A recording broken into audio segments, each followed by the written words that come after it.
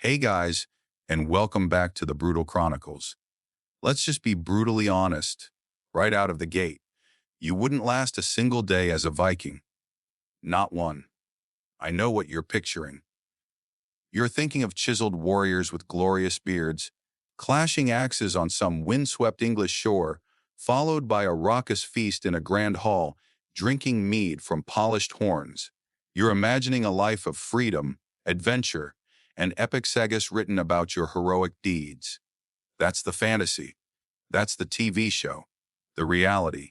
The reality is waking up so cold you think your soul has frozen solid, in a room that smells like a petting zoo caught on fire, with an itch you can't locate and a despair you can't escape. Your romantic vision of the past is a lovely little lie you tell yourself while scrolling through your phone in a climate-controlled room. We're here to burn that lie to the ground with the cold, hard, and frankly disgusting truth. So, if you haven't already, go ahead and hit that subscribe button. It's the little bell icon of defiance against historical nonsense. And let me know in the comments what historical period you think you could actually survive. We'll get to it eventually, and I promise, we'll find a way to prove you wrong. All right, dim the lights, get comfortable on that mattress that isn't stuffed with damp, flea-infested straw, and let's begin. You don't wake up. Waking is a gentle, gradual process. You are as assaulted into consciousness. The first thing you register is the cold. This isn't the crisp, invigorating chill of an autumn morning. This is a deep, wet, predatory cold that has spent all night seeping through the walls of this longhouse and is now nesting deep inside your bones. Your memory foam mattress, which contours so perfectly to your delicate modern spine, has been replaced by a raised wooden platform covered with a thin layer of hay. It offers all the orthopedic support of a pile of rocks. Your only covering is a coarse, heavy wool cloak that feels less like a blanket and more like a punishment. It's stiff, it's scratchy, and it carries the profound, lingering funk of damp sheep, wood smoke, and a dozen other things you can't, and don't want to, identify. There's no gentle chime from your smartphone. Your alarm clock is a symphony of misery, conducted by the elements. First, there's the percussive hacking cough of the cow tethered about 15 feet from your head. It's a wet, phlegmy sound that seems to echo the protest of your own lungs. Then comes the main event, a single, shockingly cold drop of water that falls from the thatched roof, travels through a cosmos of soot and grime, and lands directly on your forehead. It hits with the impact of a tiny frozen bullet. You flinch, a jolt going through your entire body. Another drop lands on your cheek. This isn't clean rainwater. This is a cocktail of melted frost, creosote from the fire, bird droppings, and whatever else has decided to decay in the roof above you. This is the 9th century version of a smart, home wake, up routine, and it is failing spectacularly to ease you into your day. You try to take a deep breath to center yourself, a little mindfulness technique you learned from a wellness app. This is your first and most catastrophic mistake of the day. The air you inhale isn't air. It's a physical substance. It's a thick, atmospheric stew so dense you could almost chew it. You are, in this moment, breathing in a complex historical archive of odors. The primary note is smoke, a thick, acrid, unrelenting wood smoke that stings your eyes and coats the back of your throat. But this is just the base layer. Woven into it are the sharp, ammonia-rich notes of animal urine and feces from the livestock stalled at the other end of the building. Then, there's the unmistakable sour, pungent aroma of 50 unwashed human bodies, all packed into this one enclosed space, radiating a collective musk of stale sweat, old food, and quiet desperation. Your eyes are watering, not from emotion, but from a chemical reaction to the airborne filth. And as you lay there, marinating in this olfactory horror, you're suddenly aware that you're not waking up in your own private bedroom. You're on a communal sleeping bench in a Viking of Langas or Longhouse. This isn't just a house. It's a social experiment in communal living pushed to its absolute limit. Imagine taking a barn, a barracks, a workshop, and a smoky barbecue pit and cramming them all into one long, windowless wooden tube. That's where you live. Privacy is a concept that hasn't been invented yet. You roll over slightly, trying to escape another drip, and your face is now inches from the back of a large, hairy man whose snores sound like a rusty saw cutting through wet timber. You can feel the warmth radiating off him, but it's not a comforting warmth. It's a damp, greasy heat that carries its own distinct portfolio of smells. This whole structure, this longhouse, is a marvel of engineering in one sense and an absolute death trap in another. You're in what archaeologists now understand as a classic 3-aisled longhouse, with 2 rows of posts supporting the roof and dividing the space. While they were incredibly effective at shedding snow and standing up to vicious North Atlantic winds, they were also fantastically effective at trapping smoke. That central fire pit, the dismantle, that serves as the sole source of heat and light. It has no chimney, just a hole in the roof that's supposed to let the smoke out. It's a calamitously inefficient system. The smoke doesn't just rise and leave, it hangs, it billows. It permeates every single object, every lung, every strand of hair. This wasn't seen as a bug, it was a feature. That smoke cured the meat hanging from the rafters and, more importantly, it fumigated the thatched roof, killing the insects and mold that would otherwise cause it to rot. But here's the hard data part. The part they don't put in the heroic poems. Analysis of Viking Age skeletons from sites across Scandinavia frequently shows evidence of chronic respiratory disease. Thickened bone in the sinuses, lesions on the inside of the ribs, the forensic signature of a lifetime spent breathing in toxic smoke. You, with your pristine, 21st century lungs, have been here for 8 hours, and you already feel like you've smoked a carton of unfiltered cigarettes. You haven't even stood up yet, and you're already accumulating long-term health problems. As if the assault on your senses of smell and temperature wasn't enough, a new sensation begins to dominate your consciousness, the itch. It starts as a minor annoyance, a single prickle on your ankle. You scratch it absent-mindedly. But then another pops up on your side, and another on the back of your neck. Soon, it's a full-blown insurrection raging across your skin. You are being eaten alive. The straw and untreated animal hides you're sleeping on are not just bedding. They are a thriving metropolis for fleas, lice, and God knows what other microscopic horrors. This is their kingdom, and you are just the all-you-can-eat buffet that wandered into it. The Vikings were famously, or infamously, concerned with grooming. They carried combs, tweezers, even ear spoons. But clean, in the 9th century, is a term so relative as to be meaningless. It meant you got the visible chunks of dirt off. It didn't mean you were free from parasites. This isn't speculation. Archaeologists examining the soil layers from latrine pits and house floors in Viking era settlements like Jorvik in England have found a treasure trove of fossilized parasites. The eggs of intestinal worms like whipworm and maw worm are common finds, but so are the actual fragmented exoskeletons of human fleas, Pulix irritans. They weren't just a nuisance, they were a constant, crawling, biting fact of life. And for you, whose only experience with fleas is a monthly preventative treatment for your dog, this is a special kind of psychological torture. Every phantom tickle, every rustle of the straw sends a fresh wave of revulsion through you. You scratch one bite on your calf until it's raw, a hot, weeping point of misery, and in the back of your mind, a tiny, terrified voice whispers the word, infection. You want to just lie here. You want to pull the smelly wool over your head and pretend none of this is happening. But you can't. The cold is relentless. The drafts aren't just coming from the poorly sealed door. They're whistling through the very walls. The builders used a technique called wattle and daub, a lattice of woven branches packed with a mixture of clay mud and animal dung. It sounds rustic. It is, in fact, incredibly ineffective insulation. Gaps form, the daub cracks, and the North Atlantic wind, which has a personal vendetta against all things warm, finds every single microscopic opening and forces its way in.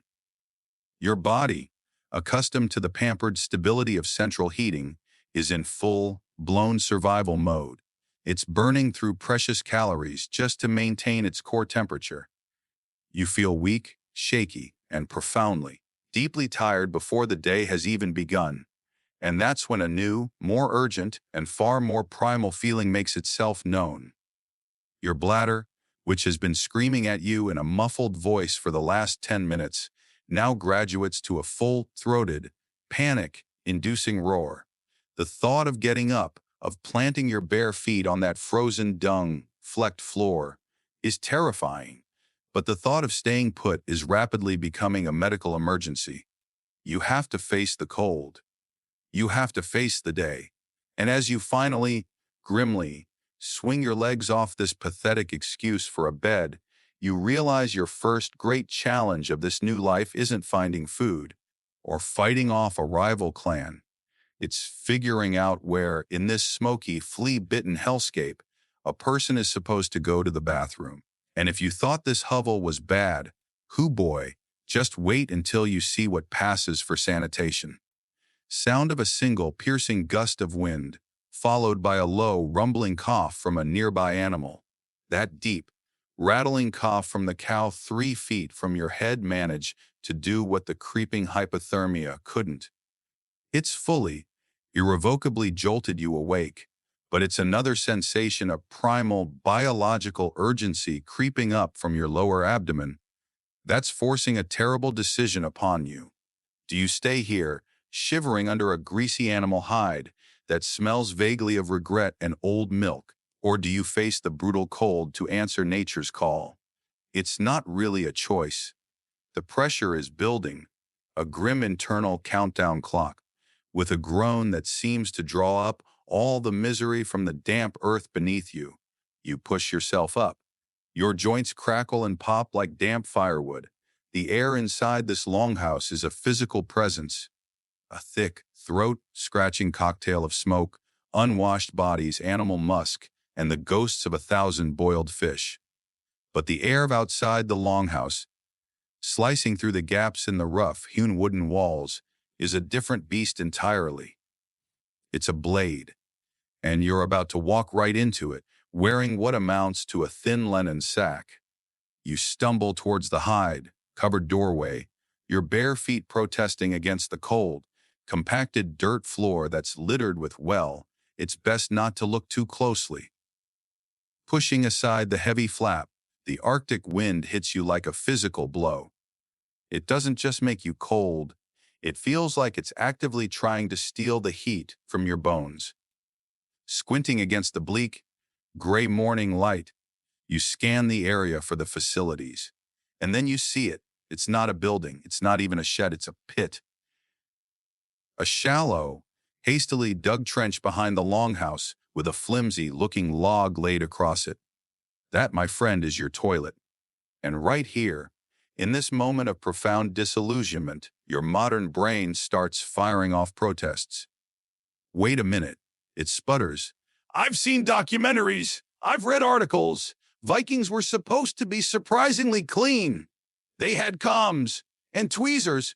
Oh, you sweet, beautiful idiot. Yes, they had combs and tweezers and little pointy things they called ear spoons, which is objectively the most horrifying combination of words in the English language. Archaeologists have dug up troves of these grooming kits, often beautifully carved from antler or bone, and historians like the Arab diplomat Ibn Fadlan, who met a group of Rus Vikings on the Volga River, noted that they combed their hair every day. But this is where you need to engage the part of your brain that understands context. You need to ask, why? Why the obsession with combing and tweezing? Was it for the gram? Was it to maintain a fresh, windswept look for their next raid? No, it was a desperate, unending war against parasites. When you live piled on top of each other, your family, your neighbors, and your livestock, you are not a habitat. You are a walking, talking ecosystem for fleas, ticks, and, most ubiquitously, lice. Those intricate combs weren't for styling. They were fine, toothed weapons of mass destruction for picking. Those tweezers weren't for shaping perfect eyebrows. They were for pulling out splinters, thorns, and probably the more stubborn ticks. Their version of cleanliness wasn't about spa, day wellness, and fragrant soaps. It was a brutally pragmatic, never-ending battle to not be literally eaten alive by insects. It was preventative maintenance, not vanity. You, however, are not thinking about the finer points of 10th century archaeology.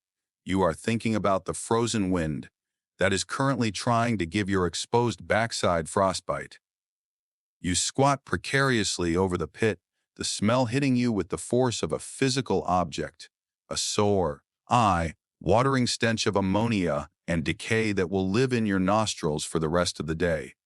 The act is quick, brutal, and devoid of a single shred of dignity.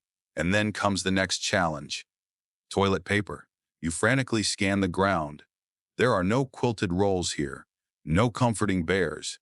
Your options are as follows: a handful of damp, half-frozen moss that feels disturbingly like a wet sponge, a broadleaf that looks suspiciously like it might be poison ivy's angrier Scandinavian cousin, or, and this is the high luxury option, a particularly smooth, flat rock.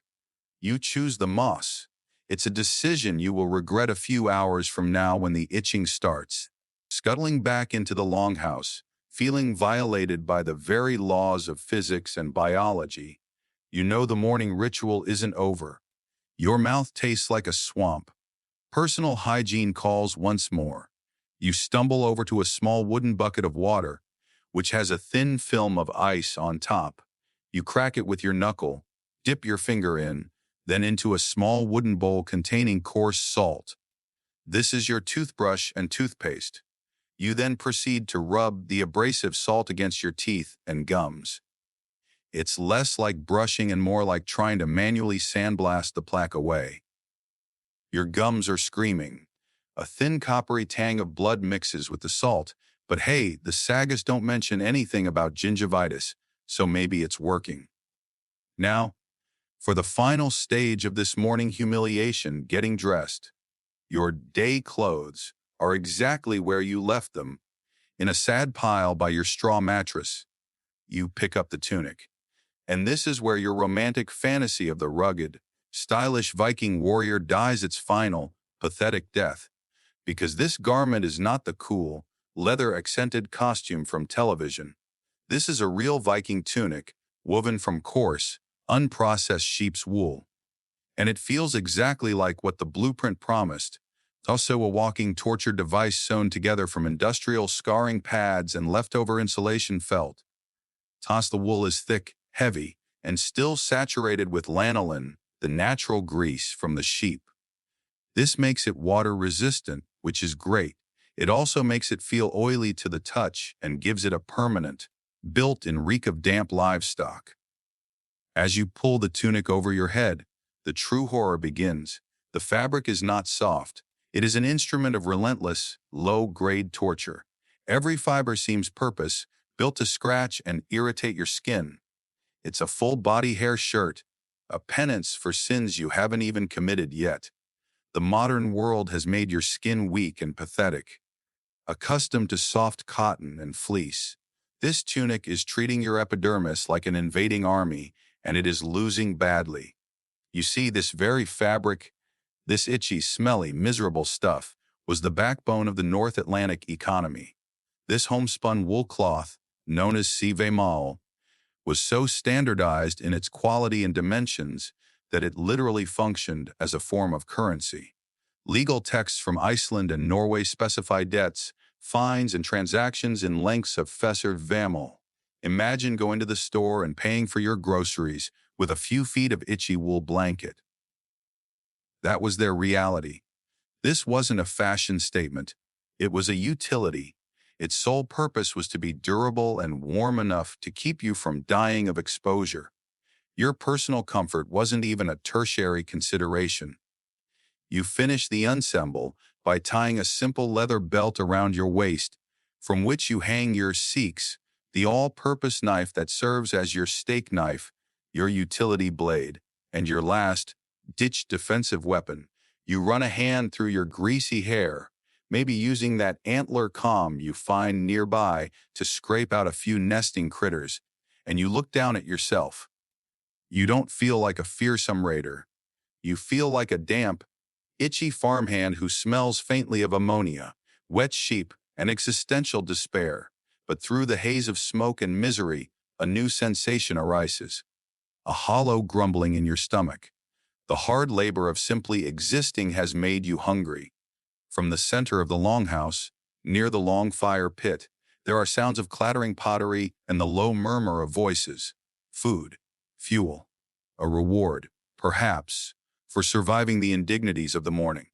Surely, a people this tough, this resilient, must have a breakfast that makes it all worthwhile.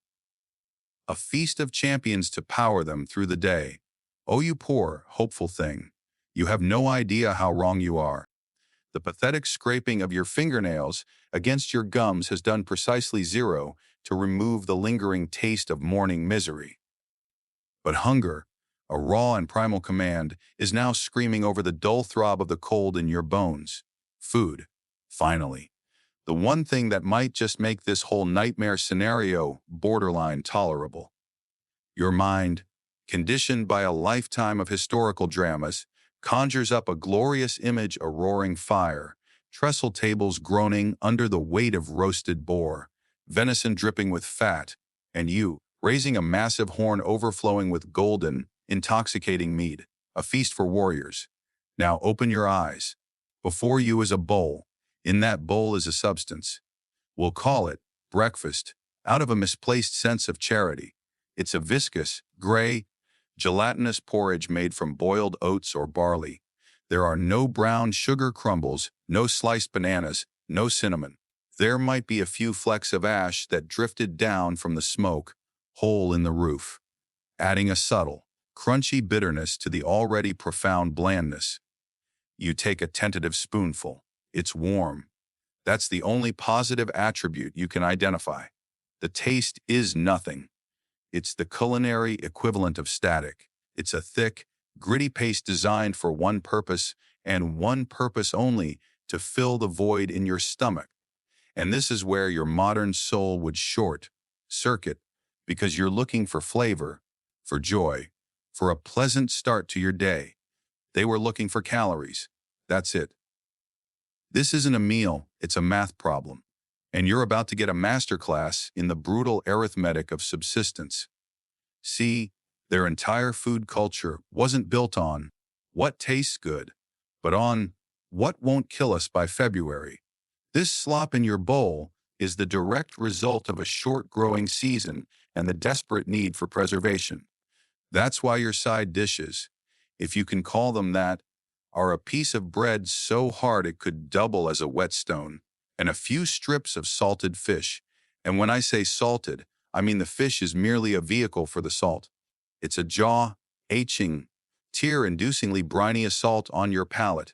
The process to create this, drying cod into a wooden, hard plank called vetiver raw fisk or salt curing it into klipfisk, was a brilliant feat of food science that allowed them to store protein for years. But eating it feels less like a privilege and more like a punishment.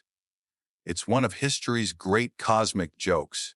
The same people who could conceptualize and engineer a clinker built Longship, a masterpiece of fluid dynamics and structural integrity capable of conquering the North Atlantic, apparently hit a complete and total creative wall when it came to making oatmeal taste like anything other than despair. You force down another spoonful of the gray paste, not because you want to, but because you have to. Your body is a machine, and this god-awful stuff is the only fuel available. And who boy, are you going to need that fuel? Because breakfast isn't the start of your day. It's just the grim, tasteless prerequisite for the real event, the endless, back-breaking agony of physical labor. Sound of a crackling fire and distant, mournful wind. So that was breakfast. Congratulations. You've successfully choked down a bowl of glutinous sorrow and a piece of bread with the structural integrity of a paving stone. The good news is, you now have fuel in your belly. The bad news is, you're about to burn every last one of those pathetic calories in the next 4 hours. Because now, my friend, the workday begins. Not to answer a few emails, attend a pointless meeting, and browse Zillow kind of workday. We're talking about the 9th century Scandinavian version, where the only thing on your agenda is an intimate, prolonged, and non-consensual battle with the physical world. You step outside the Longhouse, and the cold hits you like a physical blow. The air is sharp, clean, and smells of wet earth and distant pine, a welcome, fleeting reprieve from the indoor symphony of human funk and animal musk. Before you lies the reason for your existence. Not a battlefield strewn with Saxon bodies, not the deck of a dragon-proed ship, but a field. A sad, lumpy, gray-brown patch of dirt, still half frozen from the long night. This is your office, your cubicle, your open-plan misery-scape, your boss, who is also your uncle and the guy who might decide if you get a full portion of stew tonight. Grunts and points towards a wooden contraption leaning against the wall. It's a plow. But let's be very, very clear. This is not the majestic, soil-turning John Deere machine you're picturing. This is an ARD, A-R-D, say it with me, ARD. It's essentially a big, sharpened stick on a frame. Its job isn't to elegantly slice and turn the sod. Its job is to scratch a pathetic little groove in the topsoil. It's the technological equivalent of trying to dig a swimming pool with a fork. You grab one of the handles. The wood is rough, unsanded, and peppered with splinters that seem magnetically attracted to the soft flesh of your 21st century hands. It's heavy, a dead, unforgiving weight. Maybe you get lucky, and there's a bony, half-starved ox to help pull it. More likely, it's you and some other poor soul strapped into a leather harness that chafes your neck and shoulders raw, and you begin to pull. The immediate sensation is one of utter futility. The yard's tip catches on a rock. You stop, you grunt, you hiv. Your partner, whose name you think might be Jorn, but you're too tired to ask, shoots you a look of pure, unadulterated contempt. You dislodge the rock. You take 2 more steps. The yard sinks into a soft, muddy patch. You pull harder, your boots sinking into the muck, the icy water seeping through the cheap leather. Your back, which you so carefully protect with ergonomic chairs and standing desks, is already screaming in a language you didn't know it spoke. You think about your gym. You think about your personal trainer telling you to engage your core and maintain proper form. There is no proper form here. The only form is forward momentum at all costs. It's a full-body workout designed by a sadist. Every muscle fires, not in a controlled, beneficial way, but in a desperate, chaotic scramble to move this glorified stick 1 more foot. The lactic acid doesn't just build, it sets up a permanent residence in your thighs and shoulders. And this is where we have to do a little thematic jump, because the very tool causing you this agony tells you everything you need to know about why your Viking fantasy is a lie. This simple plow is the engine of their entire society, and it's a terribly inefficient one. It works okay on the light, sandy soils found in some parts of Scandinavia, but for the heavier, clay-rich earth, it's a nightmare. It means you have to cross-plow, going over the same field twice, first in one direction, then at a right angle, just to break up the soil enough to plant something. And get this, for some hard data archaeologists studying ridge and furrow patterns at Viking Age farm sites, like the one at Vorbasse in Denmark, can literally see this inefficient cross, hatching etched into the land a millennium later. You're not just tired, you're part of a landscape scarring, back-breaking tradition of just barely making it work. Back to you. Your hands. Your hands. They started the day soft and useless. Now, they're becoming a problem. That friction from the rough wood. It's created a nice, warm blister on your palm, then another. You keep pulling, because stopping is not an option. You feel a small, wet pop inside your leather glove. The blister has burst. Now it's just a patch of raw, screaming nerve endings grinding against splinter-filled wood. Every tug on the plow sends a searing, white-hot flash of pain from your hand straight to your brain stem. You try to adjust your grip, but there's no good way to hold it. Your knuckles are scraped, your fingers are stiff with cold, and now you have an open wound stewing in a mixture of sweat, dirt, and whatever that harness is greased with. Congratulations, you've been working for 1 hour. Maybe farming isn't your task for the day. Maybe you're down by the shore. The view is spectacular. A gray, choppy sea, dramatic cliffs, the whole 9 yards. The smell, however, is not. It's a physical assault. An invisible wall of concentrated, weaponized fish rot, brine, and damp wool. Your job is to mend the fishing nets. You sit on a cold, wet rock, a huge, tangled pile of coarse netting in your lap. The fibers are stiff with dried salt and fish slime, and they scrape at your already tender fingers like a burlap sack full of razors. The work is tedious, mind-numbing. Find the hole, weave the twine, tie the knot. Repeat. Your fingers, exposed to the biting wind, quickly go numb. You can't feel the twine properly. You fumble the knot. An old woman with a face like a weathered sea chart gives you a withering look and, without a word, snatches it from you and ties it in 3 seconds with her gnarled, arthritic fingers. The humiliation is almost as cold as the wind. And here's the jumpy, this isn't just busy work. This is life and death. That net is a critical piece of infrastructure. The cod and herring it brings in are the protein that will see the village through the winter. The concept of sustainability didn't exist, but the reality of resource depletion did. They had to maintain their gear with an almost religious devotion, because producing a new net was an immense undertaking, requiring vast amounts of fiber and hundreds of man-hours. Legal codes from the period, like the Icelandic gragas, had specific sections detailing the ownership and maintenance of fishing equipment, and even boats, because a broken net or a lost boat could spell starvation for an entire family.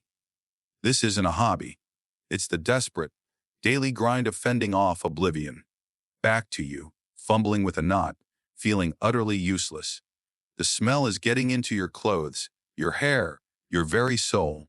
You will never, ever get this smell out.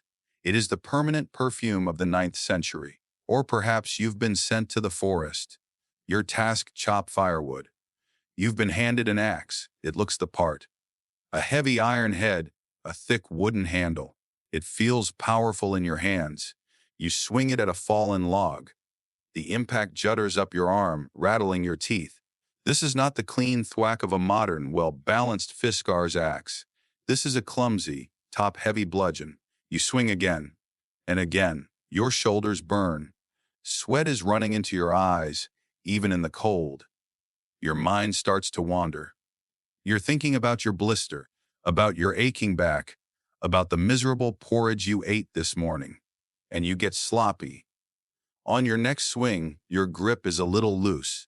The axe head hits the wood at a slight angle. Instead of biting in, it glances off. The handle twists violently in your raw, sweaty hands, and for one heart-stopping second, the multi-pound hunk of sharpened iron is airborne and no longer under your control. It lands with a heavy thud in the dirt, inches from your foot.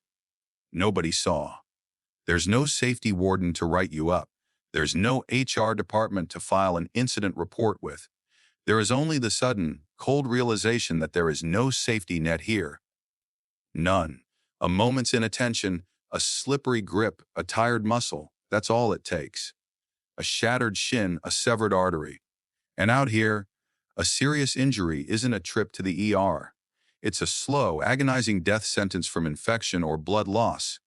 You stand there, heart hammering against your ribs, breathing in the cold, pine-scented air.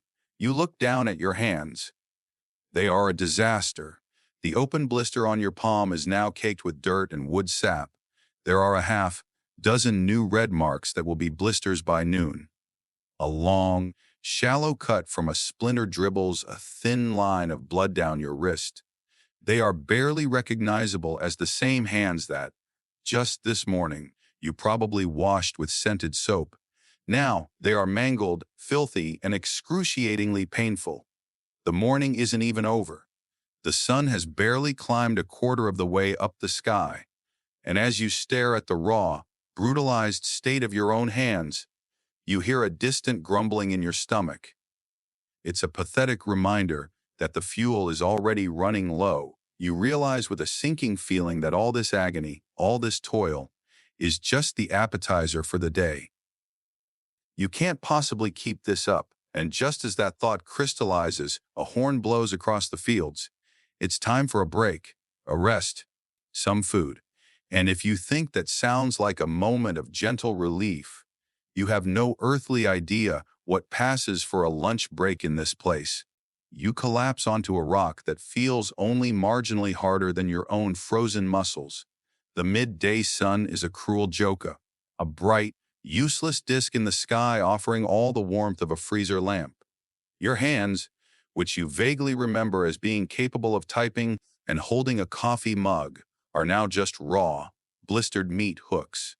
The splinters from the morning's work, with that pathetic excuse for a plow, feel like they're trying to burrow their way to the bone. You just spent 4 hours in a brutal, one-sided argument with a field of semi-frozen dirt, and you lost, spectacularly.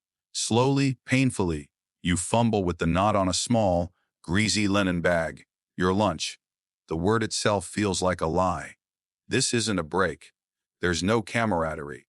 No breezy chatter about weekend plans. This is a mandatory refueling stop in the middle of a war against existence. And you're the under-equipped, out-of-shape conscript who's already regretting every life choice that led you here. You finally get the bag open and tip out the contents into your blood-caked palm. And there it is, your reward. It consists of 2 items.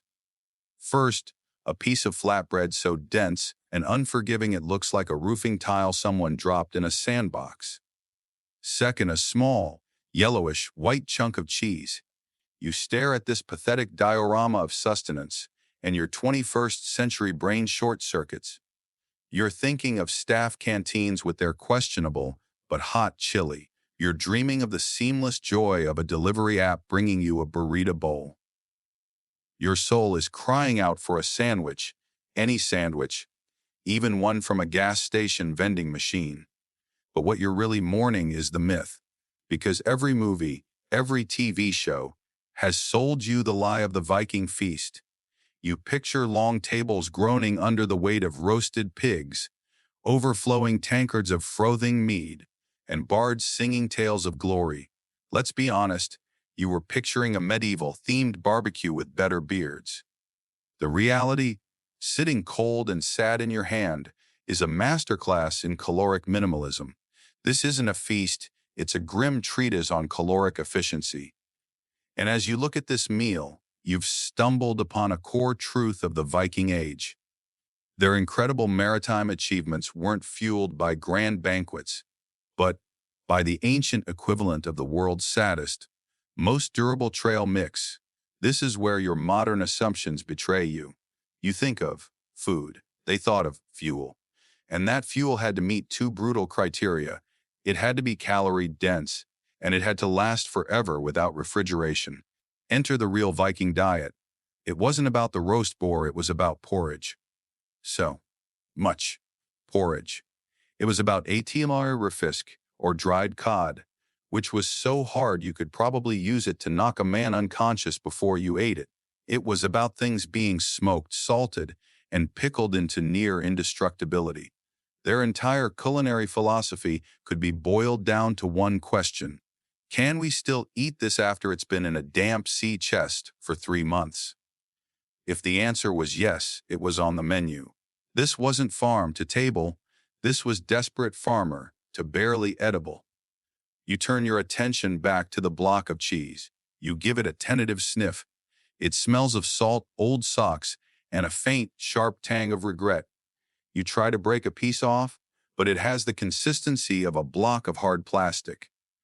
This, right here, is what the blueprint called a sweat-flavored ancient energy bar, but without the energy or the bar. It's just hard and salty. It's less of a dairy product and more of a geological specimen. You finally manage to gnaw off a corner. The taste is overwhelming. It's a tidal wave of salt, followed by a waxy, faintly cheesy aftertaste that coats your tongue like a defensive film. It's not pleasant. It's not meant to be. It's a brick of preserved milk fat, a miracle of pre-industrial chemistry designed to cram as many calories into the smallest, most stable form factor possible. And as you're chewing and chewing and chewing, you're forced to appreciate the sheer genius of their desperation. How do you keep dairy from going bad in a world without a single refrigerator? You salt it to death. You press every last drop of moisture out of it. Or, if you're feeling particularly adventurous, you bury it. Yes, you heard me. Archaeologists have found numerous examples of what is now called bog butter, large lumps of butter or other animal fat packed into wooden containers and then deliberately sunk into a peat bog. The unique chemistry of the bog, low temperature, low oxygen, and high acidity, effectively preserve the fat for hundreds, even thousands of years. Think about that for a second. The next time you throw a fit because your almond milk is one day past its expiration date, remember that these people were digging up swamp-aged dairy and considering it a delicacy. Your problem is a best by date. Their solution was, let's trust the primordial ooze. Now, for the bread, you pick up the flat, gritty disc.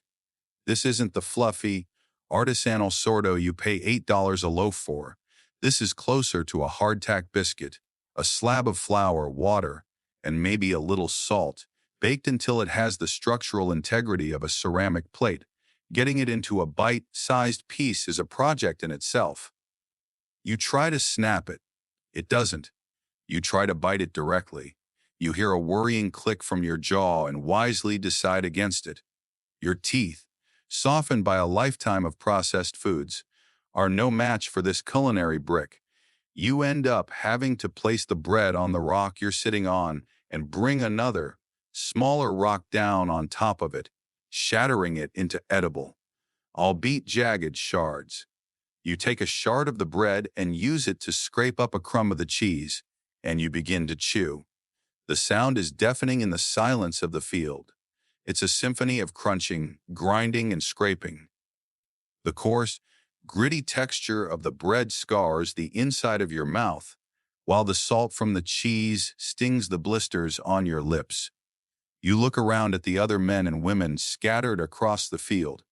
They are all doing the same thing, sitting silently, chewing mechanically, staring into the middle distance.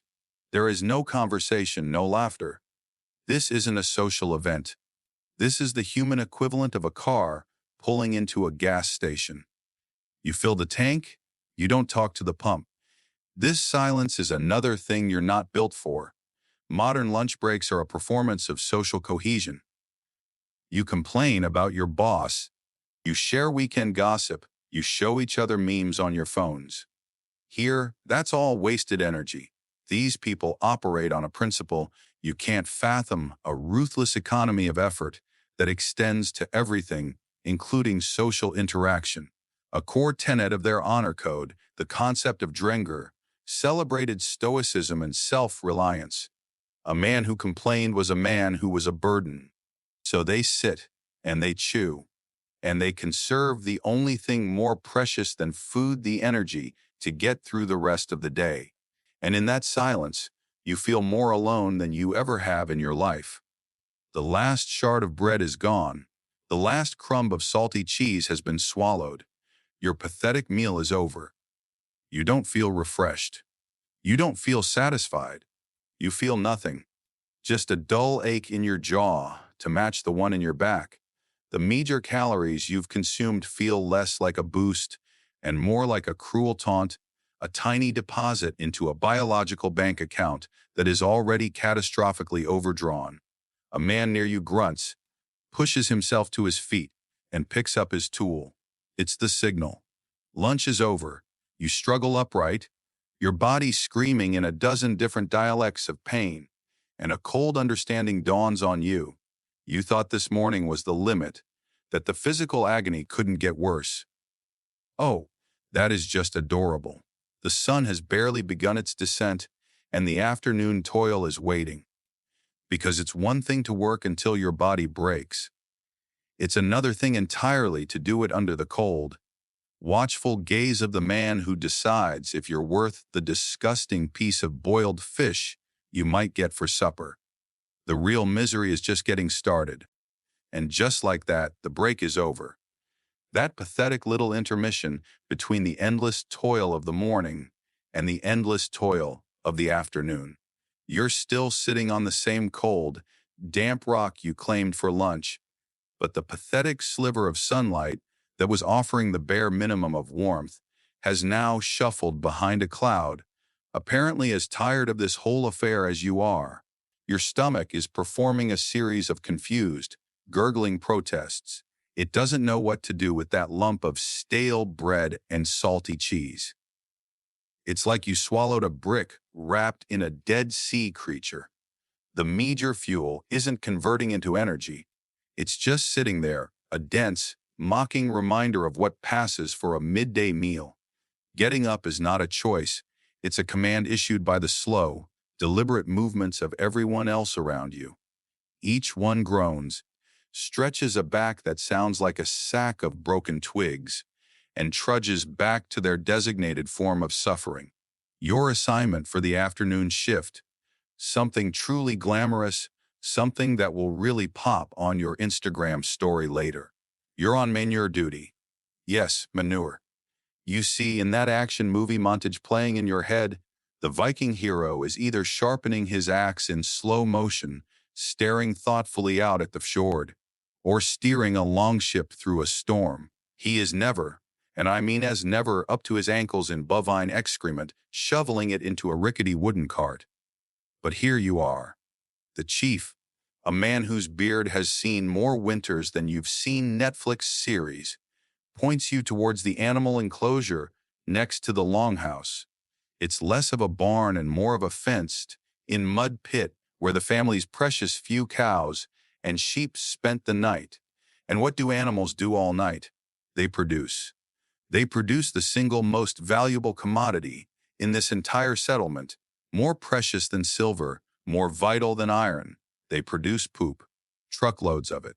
Your tool is a shovel that looks like it was hacked out of a log by a very angry, very drunk beaver. The handle is rough, unfinished wood, and it immediately starts a bitter conversation with the raw, blistered patches on your hands from the morning's work. Every time you grip it, it's like shaking hands with a cheese grater. You dig the shovel into the pile. It's not the neat, dry, mulchy stuff you buy in bags from a garden center. This is fresh, wet, and unbelievably heavy. It's a thick, steaming slurry of digested grass, mud, and animal piss. The first shovelful you lift sends a wave of ammonia, laced stench straight into your face that is so potent, so spectacularly offensive, it feels like it's physically bleaching your nostril hair. It's a smell that doesn't just enter your nose, it colonizes it. You'll be tasting this smell in the back of your throat for days. You heave the slop into the cart, and a bit of it splatters onto your wool tunic. You don't even flinch. At this point, what's one more layer of filth? Your walking HR violation of an outfit is already a rich tapestry of sweat, fish guts, and wood smoke. A little cow shit just adds character. You dig in again. Shovel, lift, heave, repeat. This is your life now. This is the engine of the Viking Age. Not raiding, not exploring. This. Moving literal shit from point A to point B so that you can grow enough stringy barley to make enough gluey porridge to give you just enough energy to shovel more shit tomorrow. And it's at this moment, as you're wrestling with a particularly stubborn, straw-filled clod that you make the mistake of looking up. You're seeking a moment of respite, a glance at the gray, indifferent sky. Instead, you lock eyes with the chieftain. He's not shouting at you. He's not cracking a whip. He's just standing there, arms crossed, watching you. And his stare is heavier than a cart full of manure. This isn't your 21st century boss Todd sending you a passive, aggressive email with your manager CC'd. This isn't a bad performance review or a note in your HR file. This is a primal, silent, and utterly brutal form of management. In his eyes, you see a complex calculation happening. He's measuring your worth. He's evaluating your stamina, your strength, your contribution to the collective. In a world with no safety net, no unemployment benefits, no social security, the only thing that stands between you and starvation is your perceived value to the group. And right now, he's watching you pause, watching you struggle with a shovel, and his face is a granite mask of unimpressed appraisal. The modern concept of a 10 p.m. slump, that cute little dip in productivity we solve with a $15 latte or a walk around the block. Here, the cure for the 10 p.m. slump is the cold, hard terror of social and economic extinction. That icy glare is your espresso shot. It says, the sun sets in a few hours. That cart isn't full. The field isn't fertilized. Winter is coming, and I'm keeping a mental tally of who pulled their weight and who didn't. Work faster. So you do. You start shoveling with a frantic, panicked energy. Your back, which was merely screaming before, is now delivering a full, blown operatic performance of agony. Your shoulders feel like they're being pulled from their sockets. But the fear is a more potent fuel than pain, because you're beginning to understand that freedom in this world isn't about doing what you want. You think of yourself as a freeman, a Carl, not a slave. But that freedom is a conditional contract, and the terms are written in sweat and caluses. This is where your romanticized vision of the Viking Age completely collapses. You thought being a farmer was the peaceful, idyllic counterpoint to being a raider. The reality is that the two are fundamentally, inextricably linked. That chieftain giving you the evil eye, he's not just the farm manager. He's your commanding officer. This entire system of local land ownership is tied into a much larger and much more demanding military structure. It's called the Evliangr. That's Leidangr. It was a levy system, a naval conscription that obligated every district, and by extension every freeman like you, to provide ships, men, and provisions for the king's campaigns. This wasn't a volunteer army of glory, seeking adventurers. For many, it was a tax paid in time, danger, and blood. So when that chieftain looks at you, he's not just seeing a farmhand. He's seeing a soldier. He's seeing an oarsman for a 20-bench longship. He's wondering if your back, which is currently seizing up from shoveling manure, can handle pulling an oar for 16 hours straight across the North Sea. He's wondering if your soft, blistered hands can grip an axe and a shield when you're cold, wet, terrified, and facing down a line of angry Saxons. Your work here, in this stinking pen, is your basic training. It's how you pay your dues. It's how you prove you're worth the risk, worth feeding, worth defending. Weakness here doesn't just mean a smaller share of the harvest. It means you might be deemed unfit for the Leidangr, a disgrace to your kin. Or worse, you'll be forced to go, and you'll be the weak link that gets everyone else killed. Suddenly, the weight of the shovel feels different. It's no longer just a tool for moving filth. It's a test. It's an audition. Every drop of sweat is a down payment on your right to exist. The afternoon wears on, a monotonous blur of stench and strain. The cart is finally full. But you're not done. Now you have to pull the damn thing. The wheels are two wobbly, solid wooden discs that seem to have a magnetic attraction to every rock and rut in the ground. You lean into the pulling yoke, a rough wooden bar across your chest, and every muscle in your body shrieks in protest. You feel less like a human and more like a beast of burden, a cheap, expendable piece of farm equipment. The physical exhaustion is so profound it's almost psychedelic. The world has shrunk to the pain in your back, the burning in your lungs, and the unholy stench that is now a permanent part of your being. As you're wrestling the cart over a particularly stubborn patch of mud, you slip. Your momentum carries you forward, and your hand, the one with the freshly torn blisters, scrapes hard against a splintered post of the field fence. It's not a big cut, a jagged, 3-inch scratch across your palm. It stings a hot, sharp tear through the dull, chronic ache of everything else. You stop for a second, panting, and look down at it. Blood, dark and surprisingly rich, wells up instantly, carving a clean, red river through the layers of dirt, sweat, and manure caked on your skin. In your world, this is a 5-second problem. A quick rinse, a dab of antibiotic ointment, a SpongeBob Band-Aid, and you're done. Here, in this world without soap, without disinfectant, without even a basic concept of germ theory, this tiny little cut is a gaping doorway.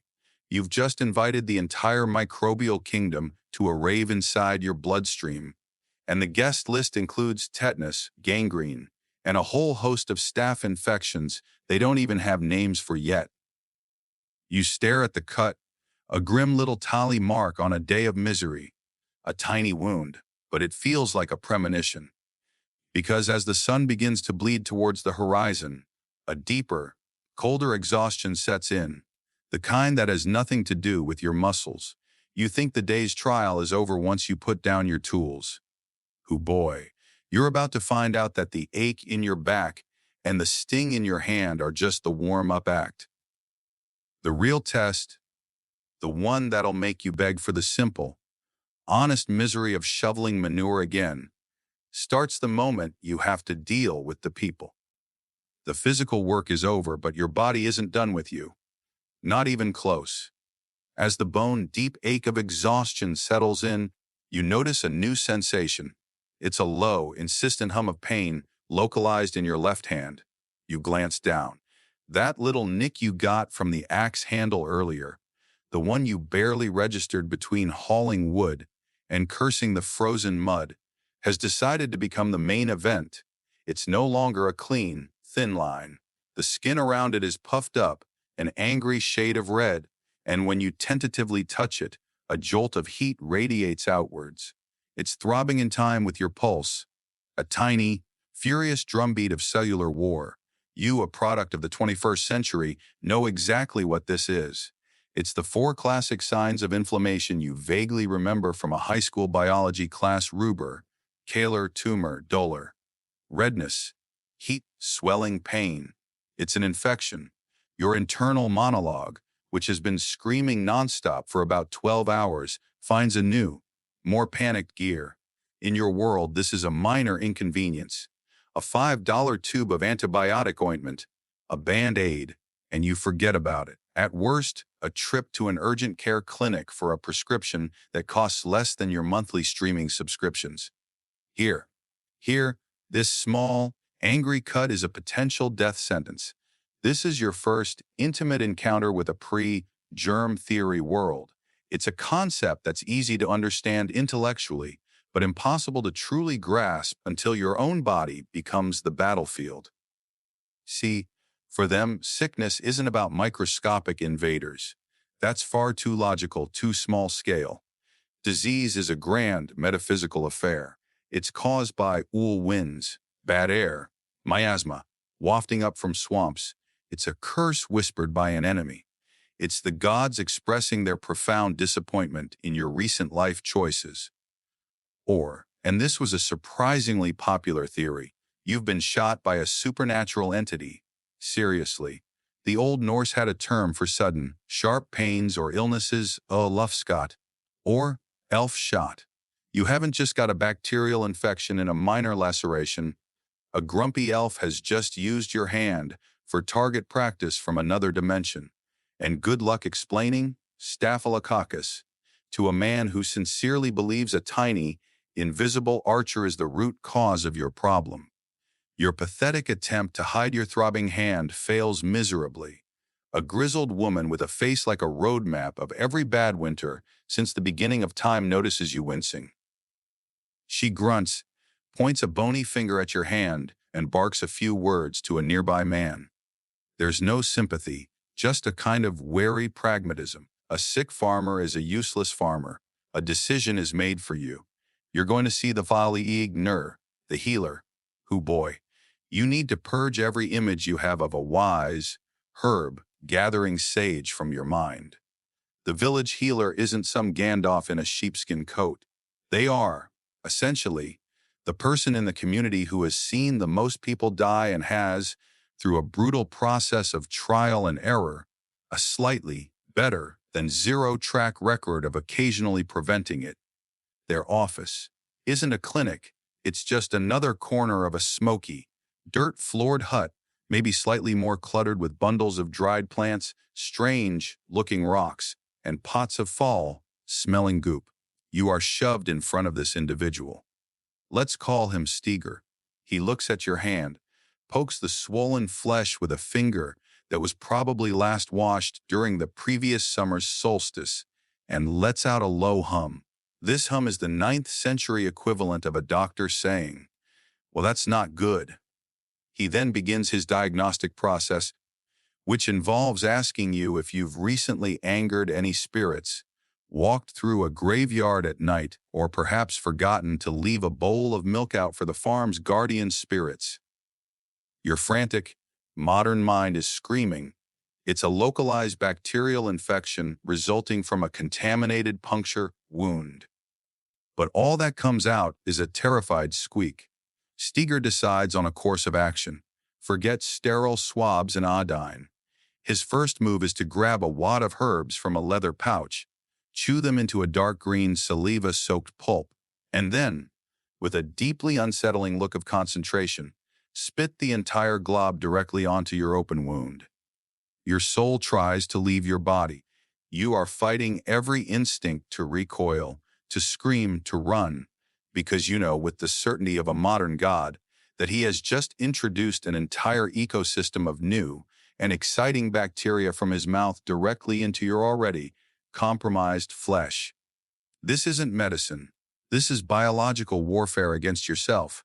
This is where you truly understand the blueprint's core idea. Their healers were theological random event generators.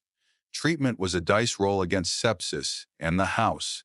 In this case, Odin Thor, and that vindictive elf always had the advantage. Now let's be fair, it wasn't all spit and nonsense. Sometimes their folk remedies stumbled upon things that actually worked, even if they had no idea why. Archaeologists have found skeletons with healed amputations, which means at least some people survived surgery. They used sphagnum moss to pack wounds, which we now know has natural antiseptic properties. They used honey, a known antibacterial agent, but they were using it because they believed it had magical properties, not because they understood its chemical composition.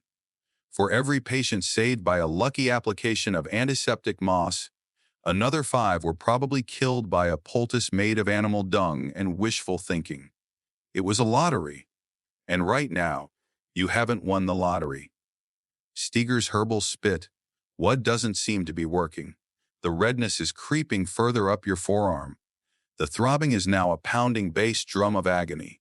Steger looks at it, frowns, and mutters something that makes the other people in the hut take a small step back. He has decided to escalate. He turns to the fire pit and pulls out a small, flat-bladed knife that has been sitting in the coals. Its tip glows a malevolent, cherry red. Cauterization. This is the nuclear option. The logic is brutal and simple. If you burn the wound, you kill whatever is in it. You also kill all the healthy tissue around it, cause unimaginable pain, and create a massive burn that is now itself exquisitely vulnerable to infection. But faced with the certainty of a creeping, deadly infection, it was their Hail Mary pass. And you are the football. Your brain shuts down. The disconnect is too vast. You're a person who uses hand sanitizer after touching a doorknob, and you are about to have your infected hand purified with a piece of red, hot metal by a man who thinks elves are a legitimate medical diagnosis. All your knowledge, all your understanding of modern medicine is worthless. It's like being able to recite the complete works of Shakespeare to a hungry bear. It's a skill set for a different reality. You close your eyes, a wave of Nausean light, headedness washing over you from the sheer, unadulterated terror. The heat from the glowing blade is already prickling the skin on your face. The smell of hot iron fills your nostrils, a prelude to the smell of your own cooking flesh. But physical pain, you're about to learn, is sometimes the least of your worries when you're weak and heading back into a longhouse full of hungry, armed, and deeply honor-bound people. The real challenges are often social, and dinner is about to be served. The fever from that little scratch on your hand, the one you got from the splintered axe handle, is starting to do more than just make you sweat. It's making the world swim. The edges of the longhouse, already indistinct in the smoke and gloom, are now blurring into a hazy, pulsating watercolor. You're wedged on a bench between a silent old woman who smells uncannily like damp earth and herring, and a young man who's been sharpening the same knife for what feels like 3 hours. The rhythmic shinnik shinink, shinink shinink, a counterpoint to the thrumming in your veins. Your entire body is a symphony of misery, from the screaming protest of your back muscles to the fire spreading from your infected hand, and all you can think about is food. Real food. Not the rock-hard bread from this afternoon. Then you see it, a steaming chunk of meat, glistening with what might be actual fat, is being passed down the bench on a slab of wood. It's probably boiled mutton, tough and stringy, but in this moment, it looks like a medium, rare ribeye from a Michelin-starred steakhouse. Your stomach, a hollow pit of despair, clenches in anticipation. The meat reaches the man across from you, a mountain of muscle and beard named Jorn or Lars, or something equally monosyllabic and threatening. He takes his portion, a hunk of protein that looks bigger than your head, and then you just stare. You don't mean to. Your brain, addled by fever, fatigue, and 9 centuries of malnutrition it wasn't designed for, has short-circuited. You're not challenging him. You're not sizing up his portion. You've simply gone offline.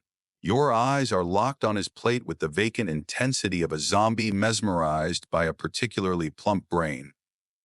And just like that, you've done it. The shink, shinink, shinkeek of the knife next to you stops.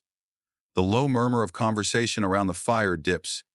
The man, Bjorn Lars, slowly lowers his chunk of meat. He doesn't look angry. He looks appraising. It's the same look a butcher gives a pig right before he picks up the hammer. You've just made a critical error in a social system you fundamentally cannot comprehend, because you think social interaction is about communication and understanding. Here, it's a high-stakes stock market of reputation, and you just tried to pay for groceries with Monopoly money. Let's be honest, you're used to social jeopardy, meaning you accidentally liked an ex's Instagram photo from Arteni Yishurtsi. The stakes are a few hours of mild anxiety and maybe a screenshot shared in a group chat. Hoo boy, are you in for a surprise? Here, in this smoke-filled tube of humanity, honor isn't an abstract virtue, it's a tangible commodity. It's your credit score, your social security number, and your life insurance policy all rolled into one. It dictates who you can marry, what share of the loot you get, and whether people think twice before trying to take your stuff. And a perceived slight, like looking at a man's food in a way that implies he doesn't deserve it or that you might take it, isn't just rude. It's a public challenge to his standing. It's a withdrawal from his honor bank account, and the only way to balance the books is often with a hefty deposit of your blood. This concept has a name, Drangskapur.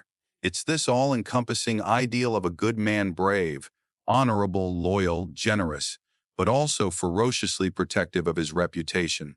It's not chivalry. It's not about opening doors for ladies. It's about ensuring that no one, absolutely no one, thinks you're a chump. And you, with your glazed-over, feverish stare, have just broadcasted to this entire longhouse that you might think Lars is a chump. A well-fed chump, but a chump nonetheless. In your world, you could diffuse this with an awkward laugh and a, sorry man, totally spaced out there. Here, that apology would sound like a confession of weakness, an open invitation for him, and everyone else, to walk all over you for the rest of your very, very short life. Forget a passive-aggressive subtweet. The Viking equivalent is an active-aggressive axe to the forehead. He hasn't moved. He's just watching you, a cold, calculating look in his eyes. The world shrinks to the space between you two across the fire. The cheerful crackling of the flames now sounds like a timer counting down to your own demise. Your modern brain scrambles through its database of conflict resolution techniques. Use I statements. Seek to understand the other's perspective. Practice active listening, all of which are profoundly, suicidally useless. You're trying to run advanced social software on a primitive, unforgiving operating system that only has two commands SEO dominatamian and a submimitza, and you're starting to realize there's a third, unwritten command high DIE. The silence stretches. This is where you learn that an insult didn't have to be a bellowed challenge. The most dangerous slights were often insidious and elegantly cruel. They had a whole legal and poetic category for it called liar she's. A wires wasn't just calling someone a name. It was a formal, often public, declaration of another person's worthlessness. The most potent form accused a man of ergy, which essentially labeled him as unmanly, sexually receptive, a coward. This was a legal atom bomb. A man subjected to a powerful NCE was socially and legally ruined. He was obligated by the ironclad laws of reputation to answer it with violence. Historians debate the exact legal consequences, but a common thread in the Icelandic sagas is that a man could kill the composer of a IMCAs against him with little to no legal penalty. Words were weapons. Poetry was a kill shot. And you, staring at that piece of mutton, have just composed a short, wordless, but powerfully effective poem titled, Ode to How I Think I Deserve Your Dinner. Your heart is a trapped bird beating against your ribs. Your breath is shallow. The infected wound on your hand throbs, a hot, angry pulse of pain. It feels like your own body is betraying you, sending a signal of weakness at the worst possible moment. He finally speaks, his voice a low rumble like stones grinding together. Is there something you find interesting about my meat, stranger? Oh, God, he called you stranger. You've been living here for weeks, breaking your back in his fields, but in this one moment, you've been demoted. You're an outsider again. An unknown quantity, a potential threat. What do? What can you do? Your 21st century mind races through the options. You can't just log off. You can't block him. You can't file a complaint with HR. Here, HR is a duel to the death on a small, designated island. It's called a Fallholmgang, and it's the ultimate form of dispute resolution. And don't you dare picture some epic, Errol Flynn-style sword fight on a beach at sunset. A classical holmgang was a bizarrely pedantic and brutal ritual. The rules as laid out in texts, like the Cormac saga, were absurdly specific. The combatants would fight on a hide or cloak, maybe 9 feet square. Step outside the boundary with both feet, you lose. You were given 3 shields. If they were all shattered, you had to keep fighting with no shield. It was less a test of pure heroism and more a bloody, legalistic cage match. It was a societal pressure release valve, a way to settle intractable honor disputes without it escalating into a full-blown family feud that could wipe out half the village. For the community, it was practical. For you, it's a formal invitation to get hacked to pieces by a man who probably uses tree trunks as toothpicks. So your options are Saris, apologize profusely. This marks you as a Vamie Inger, a worthless person, for the rest of your days. You'll get the worst scraps of food, the hardest jobs, and the open contempt of everyone, until someone finally decides you're not even worth keeping around for the manual labor. R. Stay silent and stare back Dawson. This accepts the implied challenge. Sometime in the next few days, you'll be standing on a smelly animal hide, holding a shield you barely know how to use, waiting for Jorn Lars to methodically dismantle you. Senos attempt a witty, self-deprecating retort. Tazer, you might try something like, forgive me, I was just admiring how it hasn't been burnt to a cinder like everything else I've eaten this week. Right? Funny. Relatable. Except humor is context-dependent, and your context is about to be a shallow grave. What you think is charming wit, they'll hear as a complicated new insult, and you'll just expedite your trip to the home gang. You open your mouth, a pathetic squeak of a sound escaping your lips. You look so utterly terrified, so clearly out of your depth, that something unexpected happens. A different man older, with a braided gray beard and the clear authority of the chieftain, lets out a harsh bark of a laugh. He sees the whole situation, the hulking warrior bristling with insulted pride and the pathetic, fever-ridden newcomer about to wet himself. He sees an asset for farm work about to be converted into a corpse that needs burying. It's a waste of resources. He leans forward, grabs the wooden platter of meat from the floor, and shoves it roughly toward the center of the room. Enough staring. He grunts, his voice filling the suddenly quiet Longhouse. There's stew for everyone. Eat. A man who can't hold his axe straight doesn't have the strength to hold a grudge. It's a dismissal, not a pardon. The insult is redirected, minimized. The immediate threat of having your honor, and subsequently your torso, violently rearranged is over. The tension breaks like a fever, leaving you clammy and weak with relief. Your gaze drops from Bjorn, Lars's face, to the large iron cauldron that his wife is now dragging toward the fire. The trial by social combat has been postponed, and now a new ordeal is about to begin. Dinner. The tension from a moment ago, that silent, loaded stare, down over a potential slice of someone else's dinner, evaporates like morning mist. It isn't resolved, not really, it's just superseded. Because the main event has arrived, carried between two grim-faced women whose arms are corded with muscle from doing this every single day. It's a massive, blackened iron cauldron, suspended by a chain from a hook over the central fire pit. It's lowered with a grunt and a clank, landing on a tripod of heavy stones, radiating a wave of heat that feels like a god's blessing in this drafty hall. You watch as the matriarch of the household, a woman whose face is a roadmap of past sorrows and future worries, takes up a long-handled ladle. She begins to serve. There's no line. There's no system, not one you can see anyway. It's a quiet, shuffling dance of wooden bowls being thrust forward and then withdrawn, each person getting their share based on an invisible calculus of status, age, and a day's labor. You, being a nobody, wait. You watch the steam rising from the pot, carrying with it the smell of tonight's stuff. And let's be real, this is what you've been waiting for. Not out of culinary excitement, but out of sheer, knowing desperation. This is it, the sole consolation prize for having survived another round of back-breaking toil and existential dread. It's the closest thing to a reward you're going to get. Finally, it's your turn. You hold out your rough, hewn wooden bowl, feeling the phantom pains in your blistered hands as you grip it. The ladle descends, and a thick, brownish, gray slurry plops into your bowl. It's heavy, it's hot, and it smells earthy.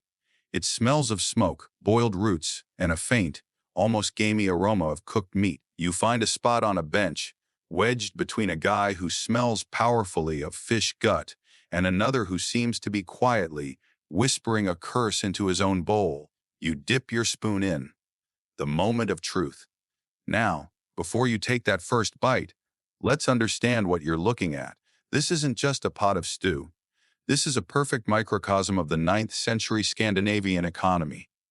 Call this a one-pot meal, the original one-pot wonder, but for them, it was just the pot.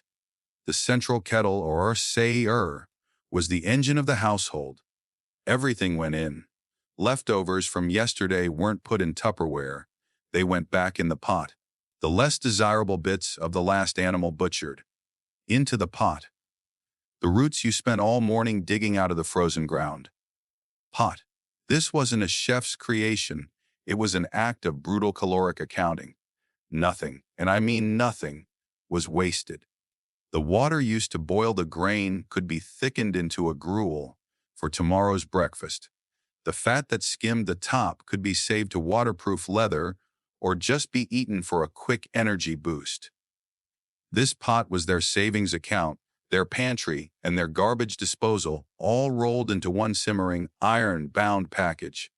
You bring the spoon to your mouth. The stew is thick, almost pasty, and as your modern palate, trained by a lifetime of complex spices, refined sugar, and artisanal sea salt, tries to process the data, it comes back with a single, blinking error message bland. But beneath the blandness, you can deconstruct it. This meal, this supposed feast, is composed of 3 distinct, yet equally disappointing, culinary pillars. First, you have the base.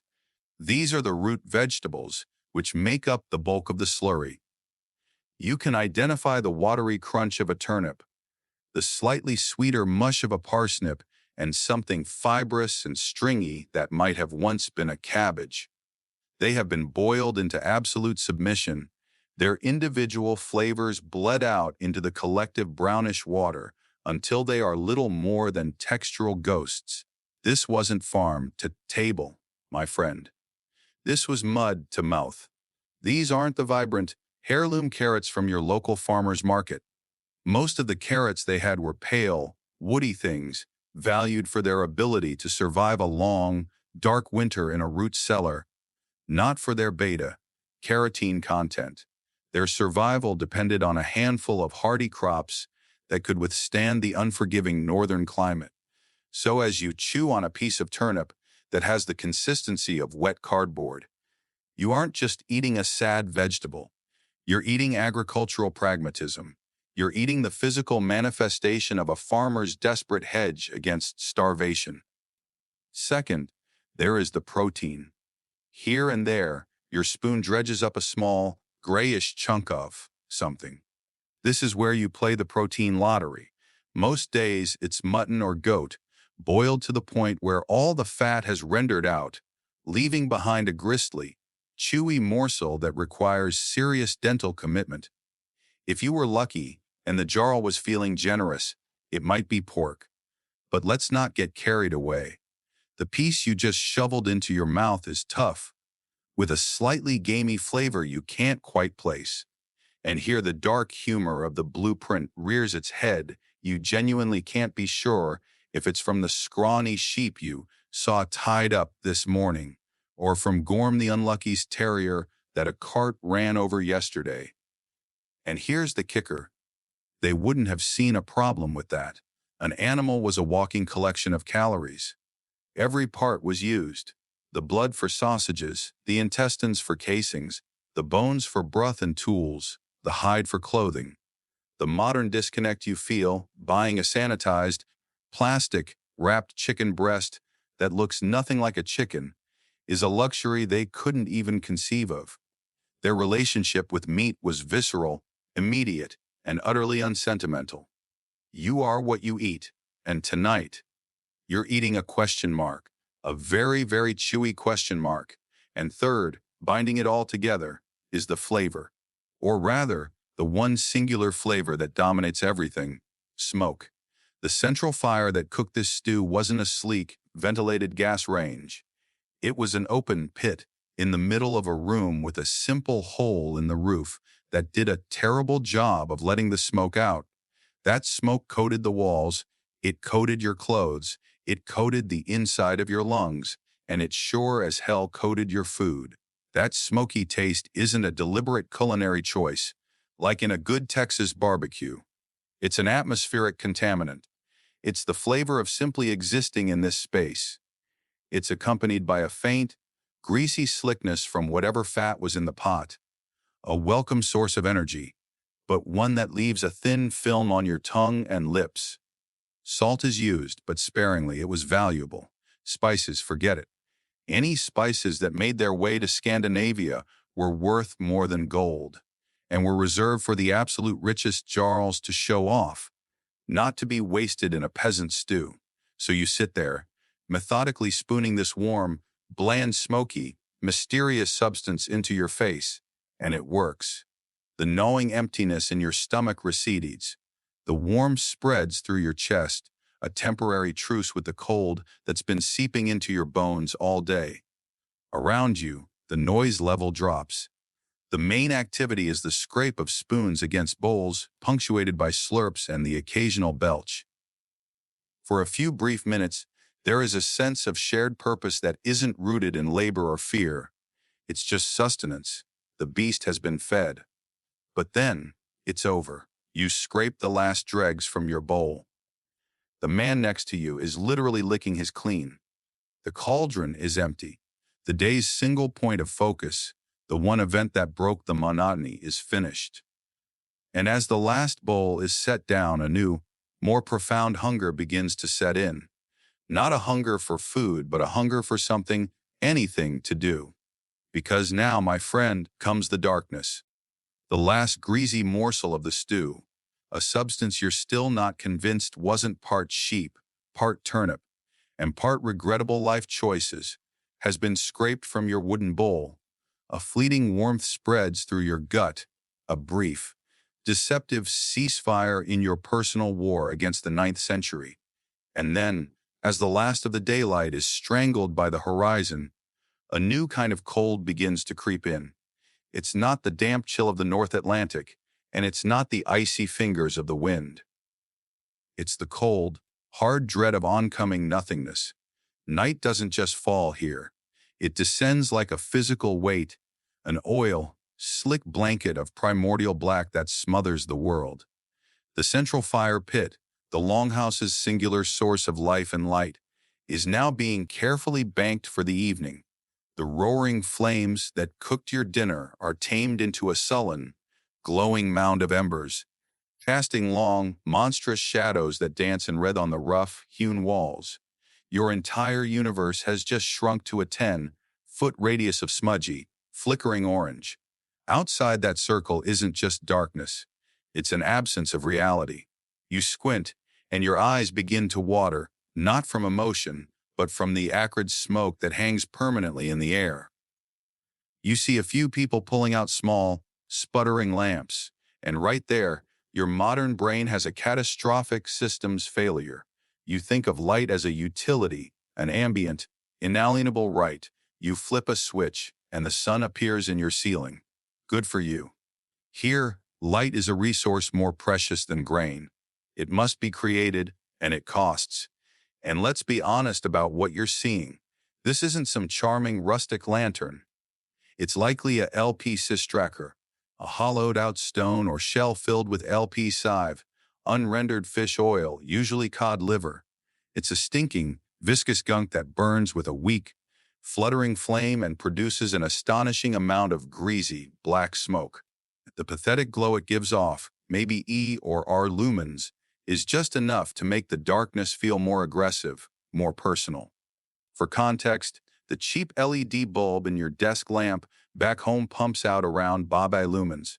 They have crafted ships capable of navigating the open ocean by star and swell, yet their interior lighting has all the power and ambience of a single, asthmatic firefly.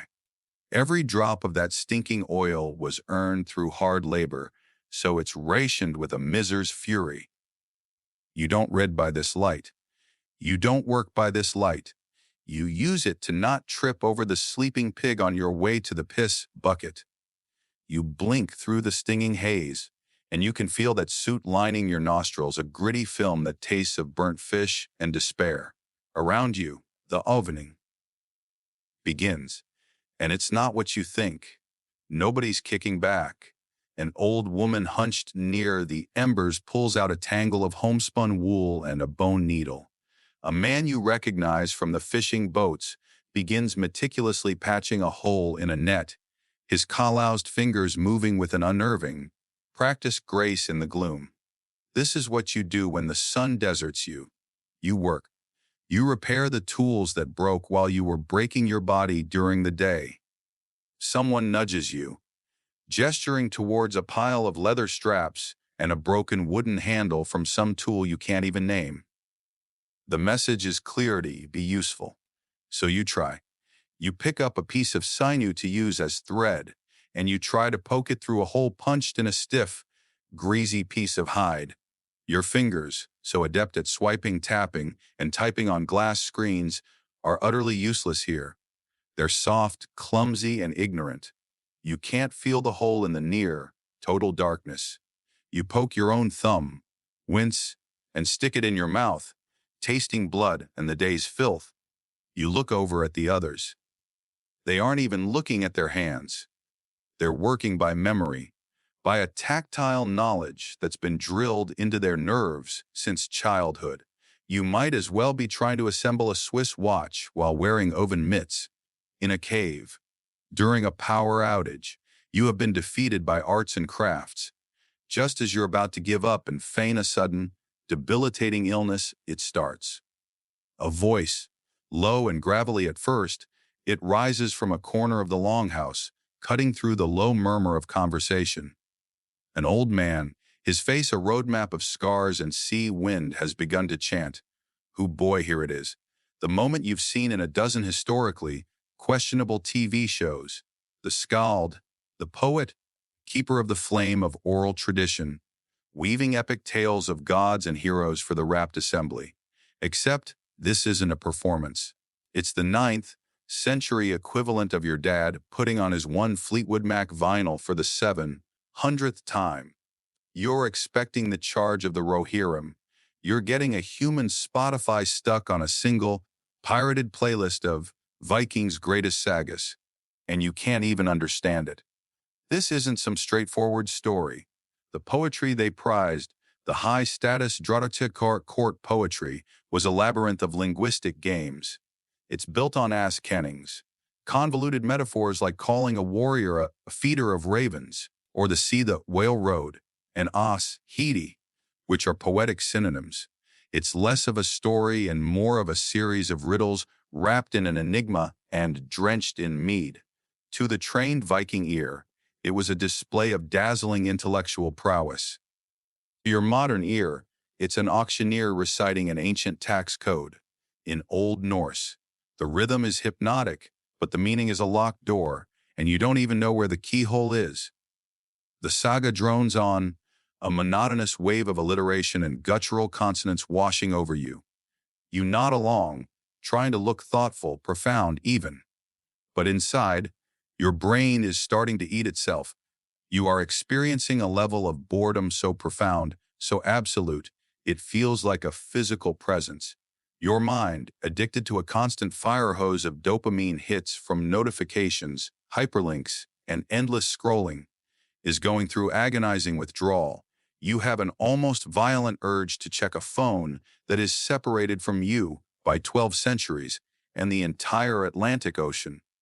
You would commit unspeakable acts for the sterile, blue glow of a loading screen. You'd trade a year of your life for a 30-second commercial about car insurance.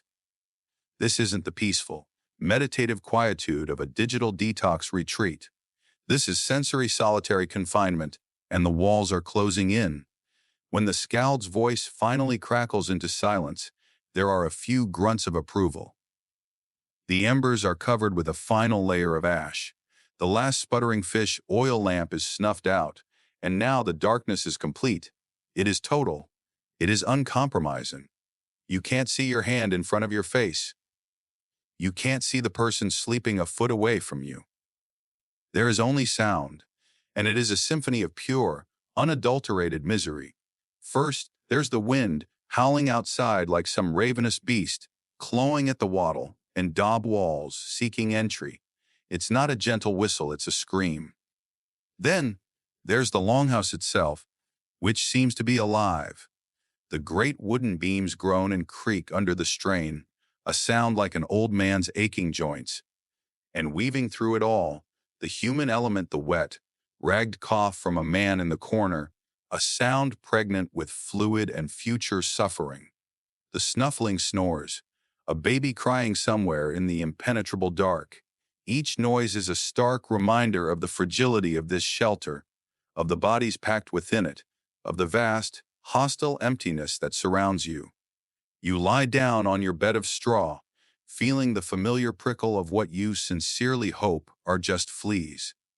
You finally surrender to the suffocating blackness, letting it swallow your consciousness. You think for a moment that this soul-crushing boredom, this absolute void of stimulation, must be the ultimate trial. But then, past the sound of the wind, you hear something else. A sharp crack from the woods nearby that sounds distinctly like a branch snapping under a heavy foot. And it wasn't the wind. In that instant, you realize the boredom was a blessing, a luxury. The real horror of the night wasn't about staying entertained. It was about staying alive until morning. You finally retreat to your designated patch of wooden platform that passes for a bed. There's no serta, no temper, pedic, not even a sad, lumpy futon from your college days. There is only a pile of scratchy furs thrown over hard planks, and they smell faintly of damp dog, old sweat, and something vaguely fishy. You pull a coarse wool blanket up to your chin, and the texture against your skin is a constant, low-grade irritation, like being cuddled by a Brillo pad. The great central fire has been banked for the night, reduced to a sullen, orange glow in the heart of the cavernous room. It casts long, dancing shadows that make the carved roof pillars look like skeletal giants, silently judging you. The darkness isn't the gentle ambient light, polluted darkness of your world. It's a profound, almost physical blackness that swallows sound and smothers sight. It's a primordial dark, filled with noises your modern ears have forgotten how to interpret. A soft rustle in the thatch above you. Is it a mouse or just the wind? A deep, phlegmy cough from across the room, followed by a wet spitting sound. The rhythmic, almost comically loud snoring of the man next to you, a human chainsaw chewing through the silence. And beneath it all, the incessant, lonely howl of the wind as it batters the wooden walls. You try to close your eyes, try to find that quiet place in your mind where sleep lives. Good luck with that. Your brain, accustomed to the triple, locked security of a modern apartment, is going absolutely haywire. Because this is the moment you realize a fundamental truth: you have no locks, no alarm system, no fire department on speed dial. Your entire security apparatus consists of a flimsy wooden bar across the door and the hope that your neighbor isn't in a bad mood. This concept of safety is where your 21st century mind completely short-circuits. You think of home security as a physical barrier, a technological shield. Here, security was almost entirely a social contract. And boy, the terms and conditions were written in blood. This is a good time for a little micro lecture on Viking-era law. If someone were to break into your house, an act known in Old Norse as sattesbrot, the consequences were severe. According to law codes like the Icelandic grudges, this was a major offense. The perpetrator could be declared a Earskio Garmar, an outlaw, literally a forest man. This meant they were stripped of all legal protection, their property was forfeit, and anyone, anywhere, could kill them on sight without any legal repercussion. It was the societal equivalent of a kill on-site server ban. But here's the thing: lying in the oppressive dark, listening to the wind sound a little too much like a scream, that's all retroactive justice. It doesn't stop the axe from splitting the door in the first place. It's an insurance policy that only pays out after your house has already burned down, with you in it. And the risk of fire is anything but theoretical. You glance at the dying embers in the central hearth. All it would take is one rogue updraft, one stray spark landing on the tinder, dry thatch of the roof, and this entire longhouse would go up like a Roman candle. There's no sprinkler system. There's no fire extinguisher. There's a bucket of questionable water over by the door. You're essentially sleeping in an oversized tinder box with a live fuse, surrounded by dozens of other people who would be just as panicked and useless as you in an actual emergency. Then there are the more personal threats. You can't stop thinking about the tense moment at dinner, the unspoken challenge that passed between you and that mountain of a man from down the fjord over a piece of boiled meat. In your world, he might subtweet you or leave a passive-aggressive comment on your Instagram. Here, his idea of conflict resolution involves a lot more sharpening of metal. Clan feuds weren't just the stuff of sagas, they were a constant, simmering reality. Every strange sound from outside, the snap of a twig, a dog barking when it shouldn't, sends a jolt of pure adrenaline through your system. Is it a deer? Or is it a scout from a rival clan, checking for weaknesses before a dawn raid? Your heart is hammering against your ribs, a frantic drumbeat of terror in the suffocating quiet. So you lie there, wide awake, caught in a trifecta of primal fears: the fear of fire from within, the fear of violence from without, and the simple, animal fear of the things that creep in the deep, impenetrable dark. Sleep, for you, is a sanctuary. It's when the world pauses. For them, it was anything but. It was the most vulnerable state a person could be in. Every night was a gamble, a bet you placed against the odds, against sparks, steel, and starvation. You're not trying to rest. You're trying to survive until morning. Eventually, sheer physical and emotional exhaustion begins to win. Your frantic thoughts slow down, blurring at the edges. Your consciousness starts to fray, sinking under the weight of your own fatigue. But as you finally drift off, it's not into a peaceful slumber. It's a surrender, a temporary cessation of hostilities with a world designed to kill you. And with a cold, sinking certainty in the pit of your stomach, that survival tonight isn't a victory. It's just resetting the clock for tomorrow's identical struggle. You survived. That tiny, flickering candle of consciousness you call you wasn't snuffed out by a stray ember, a marauding rival, or the simple, undignified death of choking on your own phlegm in the night. The blackness recedes, replaced by the familiar, infuriating gray of a 9th-century morning filtering through the smoke hole. You did it. You made it through another day and night, and the prize for your survival, the profound soul-crushing realization that you have to do it all over again. There is no sense of accomplishment. There's no little dopamine hit, no checkbox ticked on a to-do list, no feeling of a job well done. There's only a deep, resonant H that has settled into your bones, a weariness so profound it feels like a geological feature of your own body. You didn't win a battle. You just postponed a loss.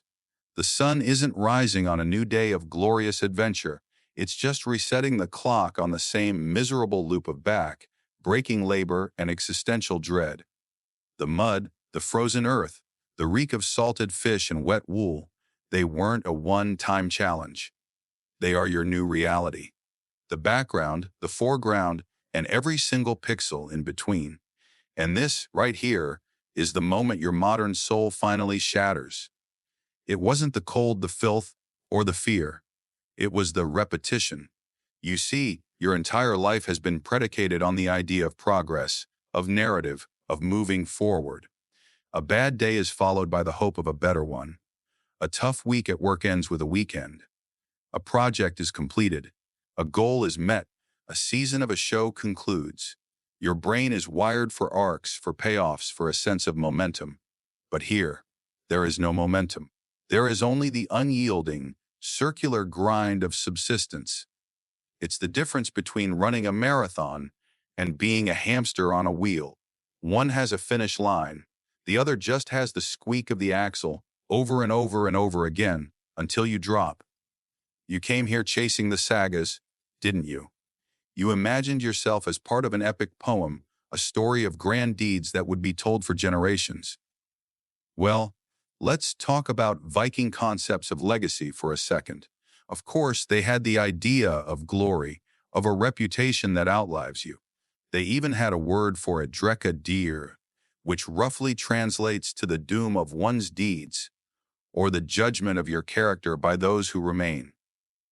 It's the ultimate achievement, the thing that gets you remembered in the skaldic verses sung around the fire. It's what you were picturing, your name echoing through the halls of history. But here's the brutal truth. For Bafnitoshidzo of these people, that was about as relevant as winning a Nobel Prize is to you while you're trying to unclog your toilet.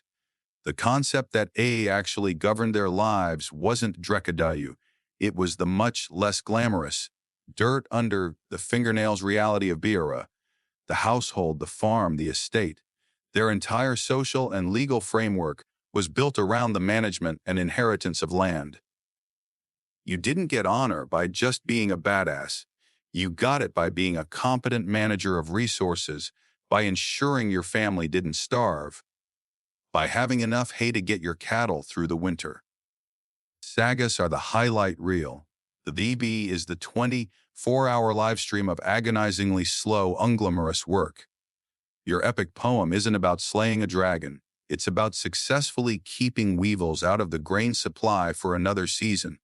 So you lie there, on your piss-stained straw pallet, and you inventory your body.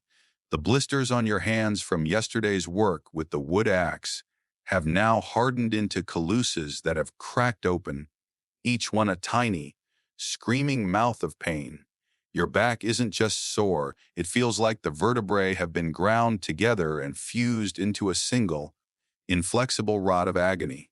Every breath is a reminder of the infected cut on your side, which throbs with a low, insistent heat. You're not getting stronger. You're not adapting. Your body, a machine designed for ergonomic office chairs and temperature-controlled environments, is simply breaking down. It's experiencing what modern science calls allostatic load, the cumulative wear and tear that results from chronic, unrelenting stress. Your fight or flight system, meant for short bursts of emergency, has been switched to on for days, and the circuits are starting to fry. You're burning out, not toughening up. This is the difference between you and them. Their bodies were calibrated to this from birth. A child who couldn't survive a damp Scandinavian winter simply didn't survive. The ones who did carried a baseline of resilience that is, to you, frankly superhuman. The average life expectancy for those who made it past childhood was maybe 35, 40 if they were lucky. They weren't playing the long game. They were playing the survive until spring game every single year. And as you push yourself up, the world swimming for a moment, you catch sight of the Jarl's wife, a woman probably no older than you, effortlessly hefting a bucket of water that would make you buckle. You see a 10-year-old boy, his face smudged with soot, skillfully mending a fishing net with nimble, chilblain-ridden fingers. They move with a purpose that you lack, an economy of motion born from a lifetime of this reality.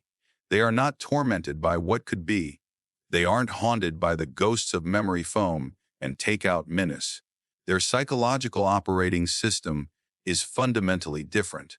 It's rooted in a concept you can only grasp academically, a deep, profound, and practical fatalism. To them, fate wasn't a spooky story.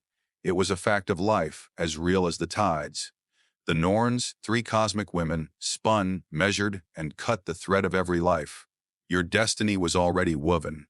Railing against it, complaining about the hardship, was as insane and futile as yelling at a storm. It was an acceptance that allowed for incredible endurance. It wasn't about happiness. It was about duty, about fulfilling your role in the great, terrifying, and impartial tapestry of existence. You, with your modern gospel of self-determination, your belief that you are the sole author of your own story, are utterly unequipped for a world that tells you the script has already been written and your role is peasant 10 sen. This is the final, crushing revelation.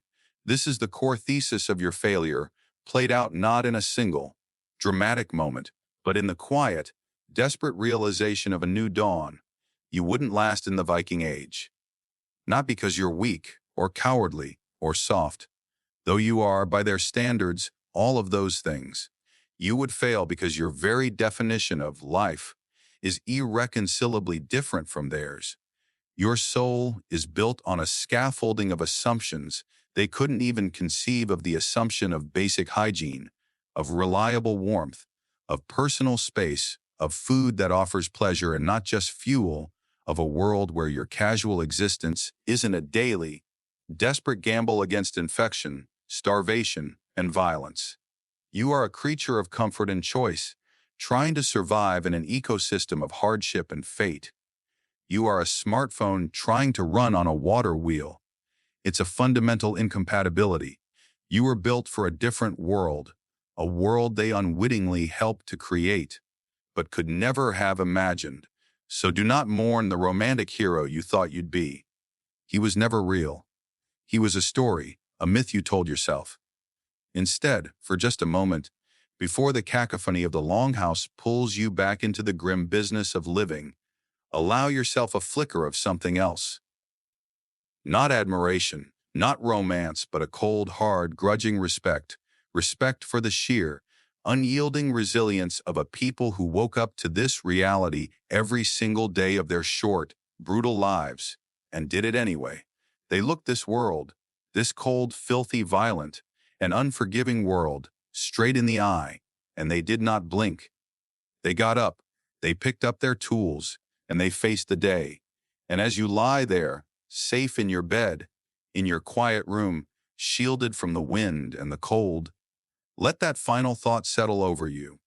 The thought of that impossible, unglamorous endurance. A strength not of myth, but of mud and bone.